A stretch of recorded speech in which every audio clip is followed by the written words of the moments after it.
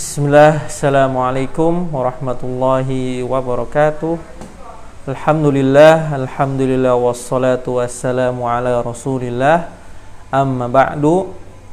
Gimana kabar anak sekalian? Sehat?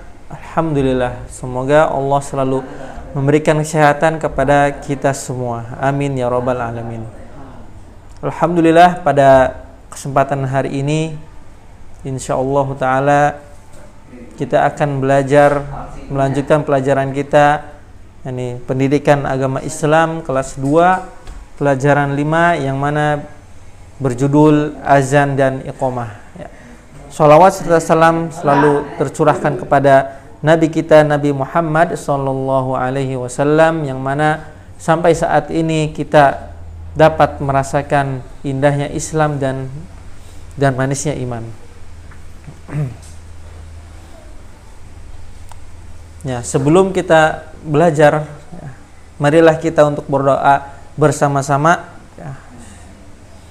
Bismillahirrahmanirrahim.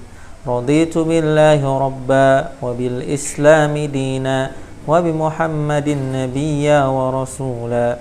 Rabbi zidni ilma. Ya.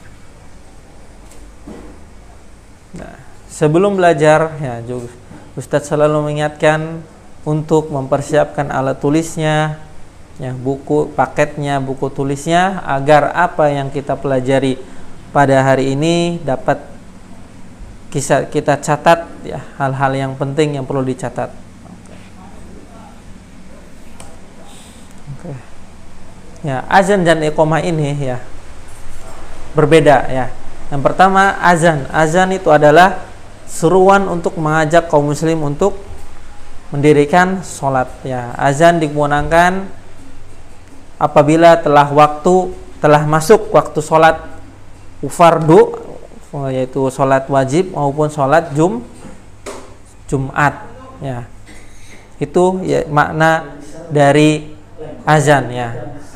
Orang yang mengundang, mengajak ya, untuk mendirikan sholat ya. Kemudian ya, makna dari iqamah atau qomat ya, kayak bisa sering kita dengar. Iqamah itu adalah qomat, adalah orang yang seruan agar segera berdirinya untuk sholat ya. Iqamah menjadi tanda bahwa waktu sholat atau sholat segera dimulai, itu iqamah. Adapun ya tentang azan dan iqamah ini, khususnya tentang azan ya, setan itu lari terbirit-birit ketika mendengarkan suara azan ya. Sementara orang kafir menjadikan azan itu bahan ejekan. Allah berfirman, wa idza nadaitum ila sholati takhudhuha huzwa wa la'iba. Dan apabila kamu menyeru mereka untuk mengerjakan sholat, mereka menjadikannya buah ejekan dan permainan ya. Perhatikan anak-anak, ketika dengar azan ya, kita tidak boleh mengejek, apalagi bermain dengan azan tersebut, nggak boleh ya. Kita sebagai muslim, kita dengar azan, kita jawab dan kita berangkat untuk mendirikan sholat. Nah, dan selanjutnya anak-anak, muazin ya. Muazin ini adalah orang yang azan, yang menggunakan azan ya, itu orangnya, itu yang dinamakan muazin ya. Rasul sallallahu alaihi wasallam mempunyai 2 muazin, yaitu ada Bilal bin Rabah dan Abdullah bin Ummi Maktum radhiyallahu anhum ajma'in ya. Ini 2 muazin Rasulullah.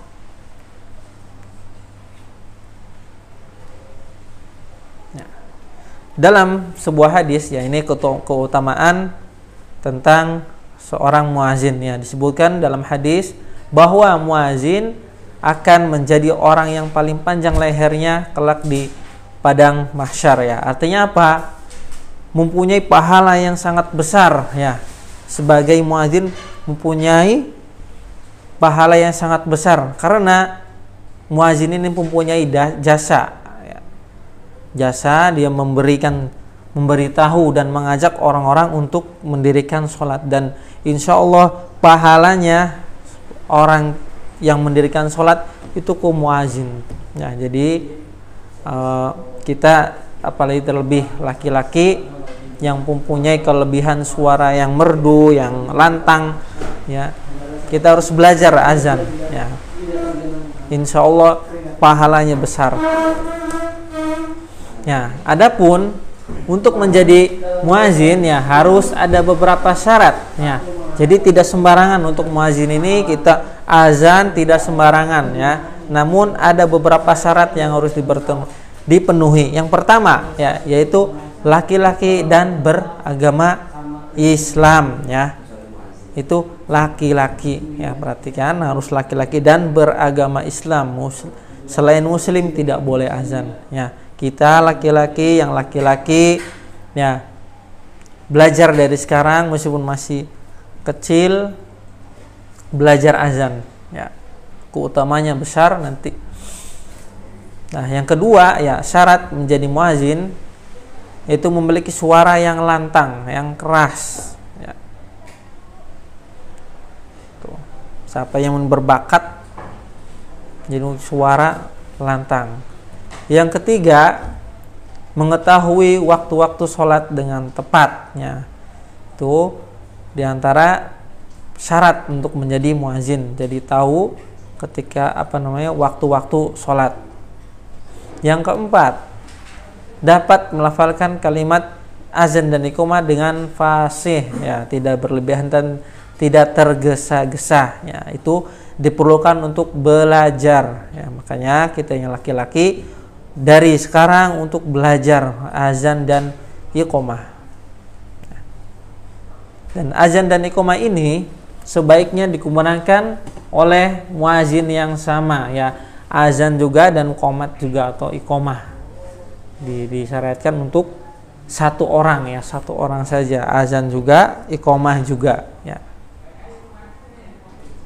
Dan azan dan muazin ini harus memberikan jeda ya, waktu untuk berkumpulnya banyak orang, terlebih untuk yang laki-laki. Perhatikan dari sekarang kalian belajar untuk sholat ya, berangkat ke masjid ya untuk mendirikan sholat ya.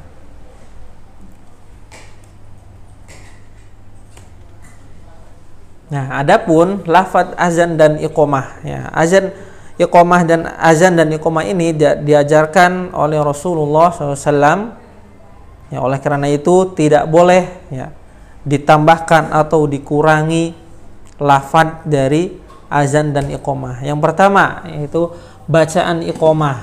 Terlebih dahulu bacaan iqamah. Perhatikan ya, di sini Allahu Akbar, Allahu Akbar, ini satu kali ya. Kalau iqamah satu kali. Allahu Akbar, Allahu Akbar, satu kali. Asyhadu an la ilaha illallah, satu kali. Asyhadu anna Muhammadar Rasulullah, satu kali. Hayya 'alas shalah, hayya 'alal falah, qad qamatis shalah, qad qamatis shalah. Allahu Akbar, Allahu Akbar, la ilaha illallah ya. Semuanya satu kali dibaca, cukup satu kali ya. Itu iqamah, kalimat dari iqamah, lafaz ya. Adapun untuk bacaan azan ya, azan ini ada yang dua, ada yang satu kali baca ya. Perhatikan di slide ini bacaan azan yang pertama Allahu Akbar, Allahu Akbar, itu dua kali bacanya ya. Allahu Akbar, Allahu Akbar ya, dua. Asyhadu an la ilaha illallah, itu dua juga bacanya ya. Hayya 'alas shalah, asyhadu anna Muhammadar Rasulullah, itu dua bacanya, dua kali. Dan seterusnya, kecuali Allahu Akbar itu satu kali, la ilaha illallah itu satu kali ya. Itu lafaz bacaan azan ya.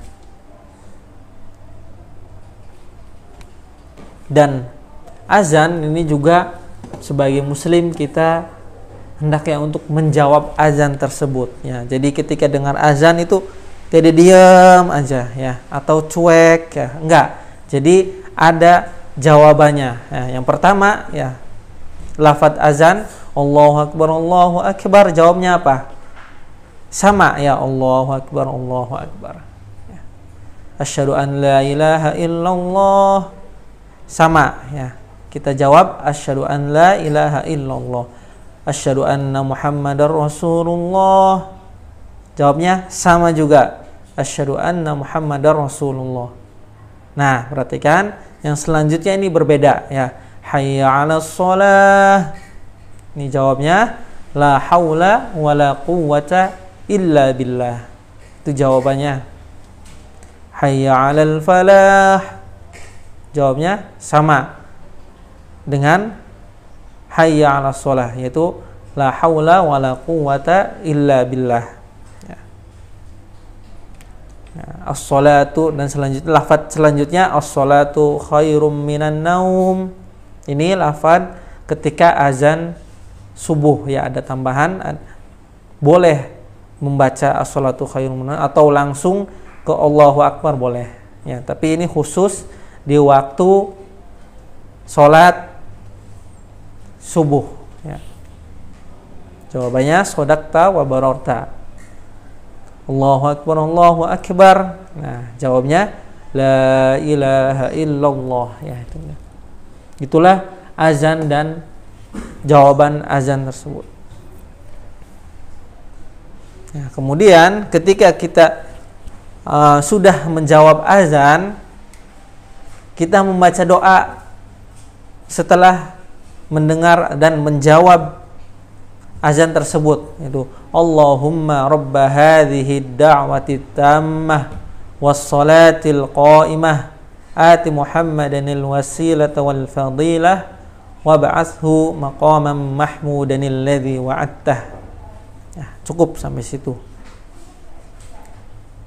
Yang artinya, ya Allah, Rabb, seruan yang sempurna ini dan salat yang berdiri, berilah kepada Nabi Muhammad SAW wasilah dan keutamaan, dan bangkitkanlah ia pada tempat yang terpuji yang engkau menjanjikannya ya. Jadi ketika dengar kita sudah menjawab azan, kita membaca doa tersebut ya, ini insya Allah mendapat syafaat dari Nabi Muhammad SAW ya. Dan mudah-mudahan kita semua diberi taufik dan hidayahnya.